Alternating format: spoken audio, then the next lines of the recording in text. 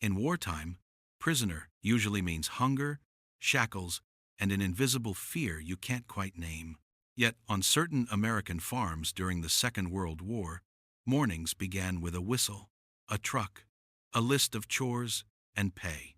Japanese prisoners climbed aboard under guard, rode past water towers and weathered barns, worked among corn and orchards, and came home at dusk with a wage or a stack of canteen chits they could spend on soap, shaving blades, a pencil, a few sheets of letter paper, maybe a rare bar of chocolate.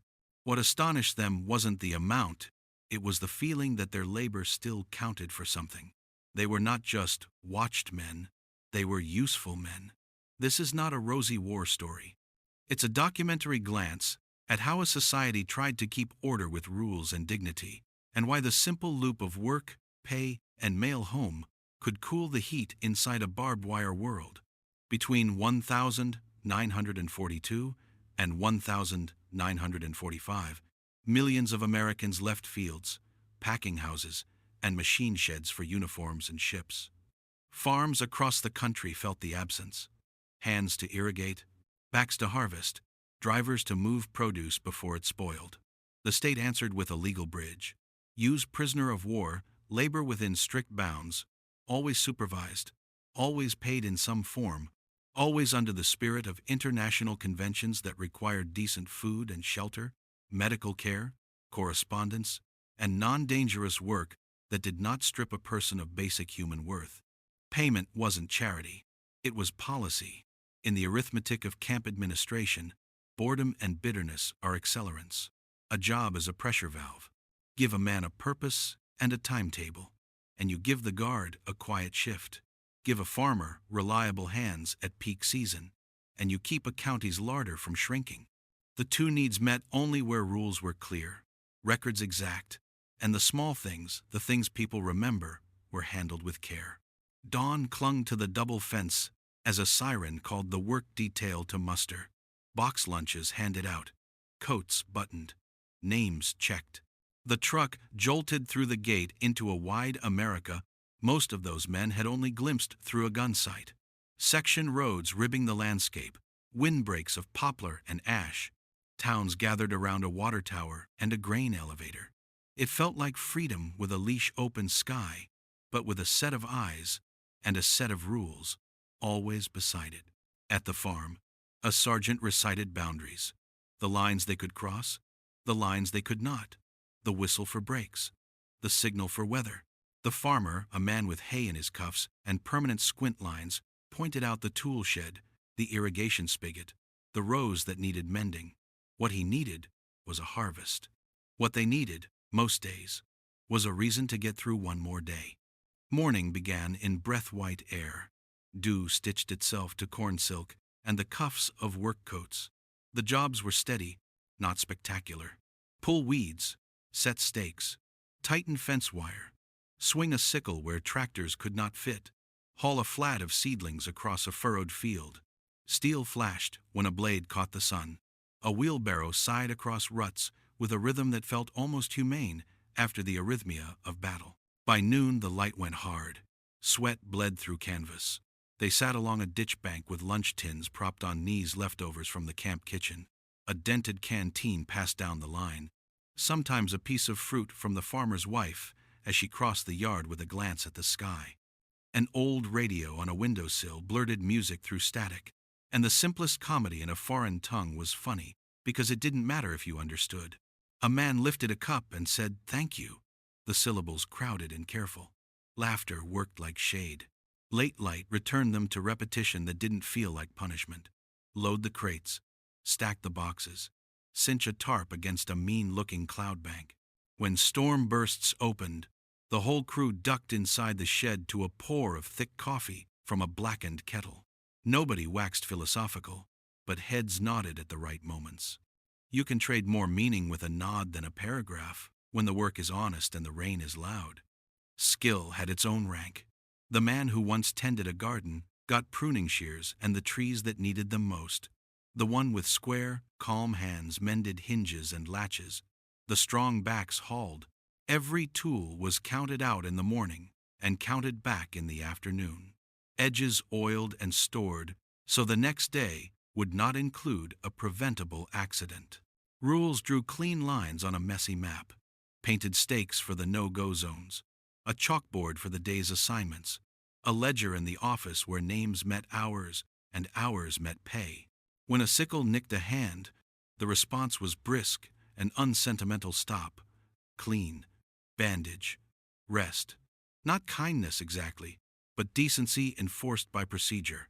On a farm, safety isn't theory. It's whether you work tomorrow. Spring pruned and planted. Summer irrigated and weeded. Autumn was the judgment. Fast hands, dry bins, tight tarps, and no waste. The pickup sideboards flexed under stacked fruit. The hoist creaked.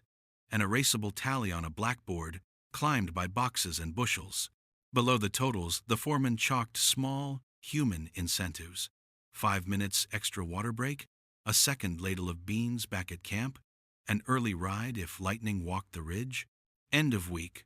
The small economy opened its book, in neat columns. Name, job, hours. Pay wasn't always cash. Sometimes it was canteen credit, stamped and initialed currency you could feel even if you couldn't spend it anywhere else. Soap became the smell of order. A razor's scrape felt like ownership of your own face. Paper and pencil meant you could write to a person who still said your name the old way.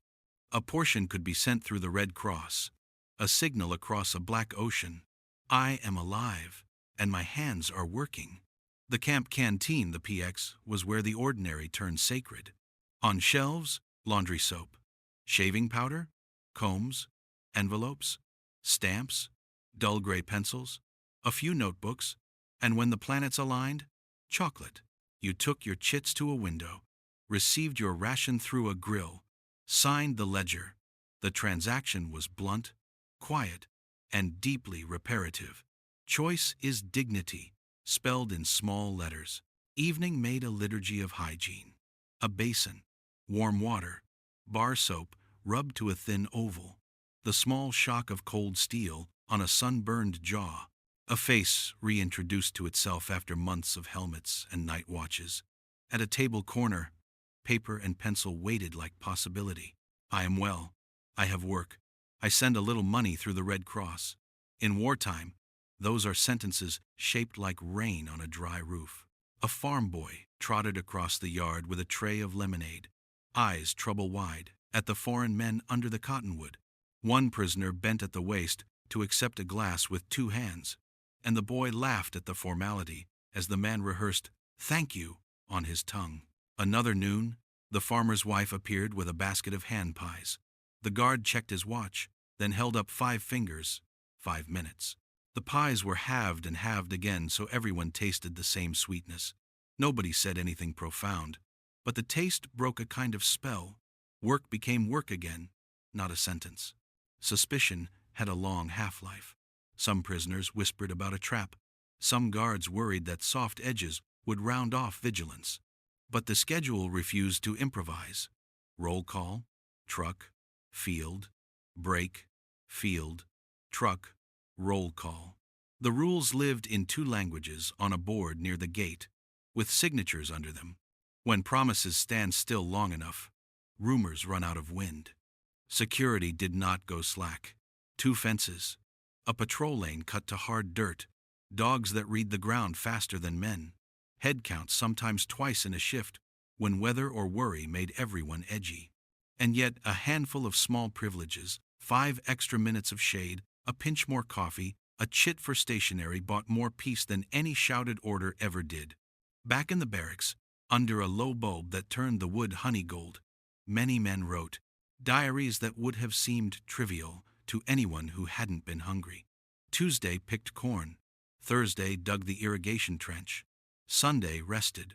Wrote lines about the first peaches of the season, about thunder walking down a valley roof, and that black coffee in the shed while rain hammered the tin. Red Cross envelopes kept their shape in a pocket until the censor's stamp gave them permission to cross water. The sentences inside were not rhetorical fireworks. Don't worry, I am well. I bought soap and a razor. I send candy for the children. The ink feathered into the paper fibers. A purple stamp bit the corner. It looked official enough to believe in. Days cracked and were mended without ceremony. A pump failed, and water sulked at the bottom of the well pipe. The work crew carried pails rather than curse gravity, while the farmer sped off to borrow a part. The guard paced the perimeter but didn't interfere with the obvious solution. By late noon, water was rising, tape wrapped around a temporary splice.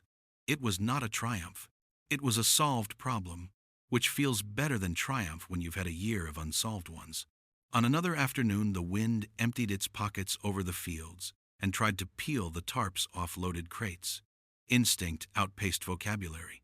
Men ran, grabbed rope, hauled canvas down in a rough choreography that looked like practice. The guards, faster, needed no translation. When it was done, everyone stood breathing through open mouths, palms stinging, fruit safe. Not everyone approved.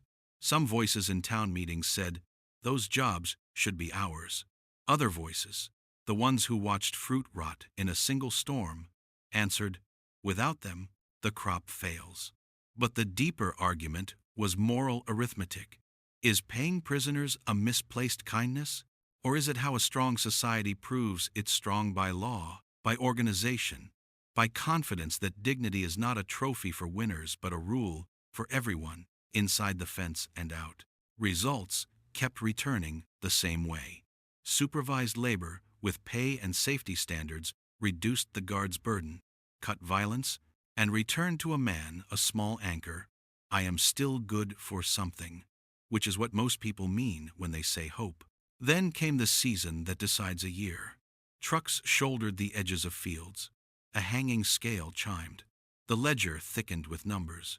Dusk arrived, wearing a different wind, and someone lit a hurricane lamp that painted hard-worked faces with a warm, forgiving glaze. The work was quick but never sloppy.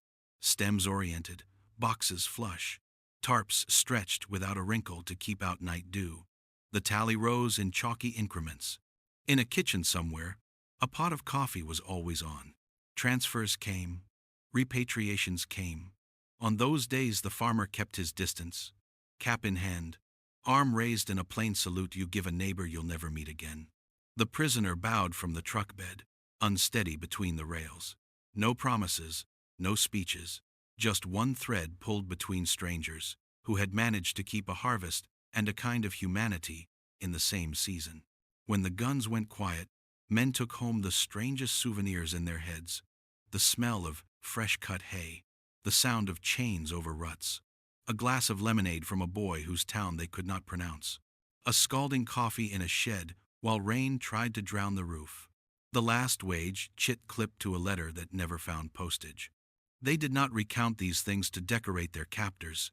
They told them so their children would know, and so they would remember that even in history's darkest weather, there were fields that needed tending, hands that were paid for honest work, and choices that made the world a fraction less cruel. If you want the next chapter mail routes and postcards, camp diaries that outlived their owners, Sunday baseball games that dissolved a fence for 9 innings, or the nights a projector clicked and Hollywood washed across a barracks wall, tell us what to explore. Like and subscribe so you don't miss the quieter stories of war, where discipline walked arm in arm with dignity, and a single harvest could mend fractures no speech ever could.